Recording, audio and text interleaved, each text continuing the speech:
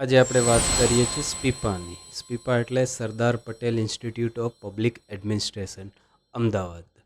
આ ઇન્સ્ટિટ્યૂટ જાણીતી છે આઈએએસ, આઈપીએસ, ડીવાયએસપી, એસપી, જે ગુજરાત અને યુપીએસસી મતલબ કે જીપીએસસી, યુપીએસસીમાં જે પાસ થયેલા હોય છે, જેની ટ્રેનિંગ સેન્ટરની હોય છે, તે સ્પીપા કરાવે છે. ઓલમોસ્ટ ફેમસ બેન્ચમાર્ક છે આખા ગુજરાત ખાતે.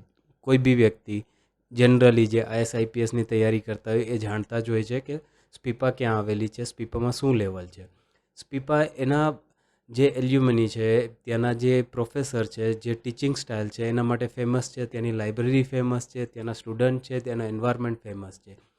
તો આ જે જગ્યા છે ત્યાં ટ્રેનિંગ એટલે કે એનું જે એજ્યુકેશન છે યુપીએસસી જીપીએસસીની તૈયારીની છે એ ફ્રીમાં દેવામાં આવે છે. પણ એ દેવા માટે તમારે એક એની ગેટ એક્ઝામ ક્લિયર કરવી પડે. એટલે ગેટ એક્ઝામ મતલબ એક એન્ટ્રન્સ એક્ઝામ છે તે ક્લિયર કરવી પડે છે. આ એન્ટ્રન્સ એક્ઝામની અત્યારે જાહેરાત આવી છે, તો આપણે જાણીએ એના વિશે.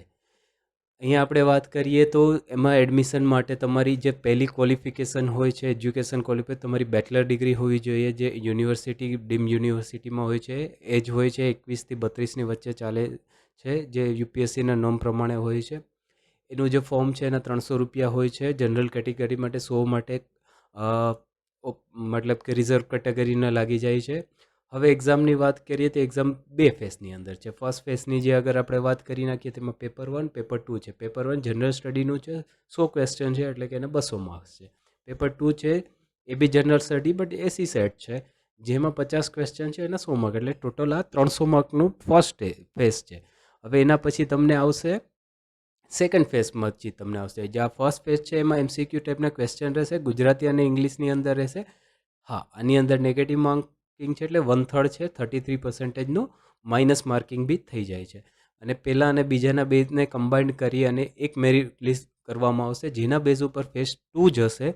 ફેઝ 2 જે છે એ ફેઝ 2ની અંદર તમને એક એસે રાઇટિંગ આવશે, જે 100 માર્ક્સનો છે. 1000 વર્ડની તમને લિમિટેશન આવશે. અને આ બંને ફેઝને કમ્બાઇન કરીને ફાઇનલ રિઝલ્ટ બહાર પાડવામાં આવશે, મેરિટ બહાર પાડી દેવામાં આવશે.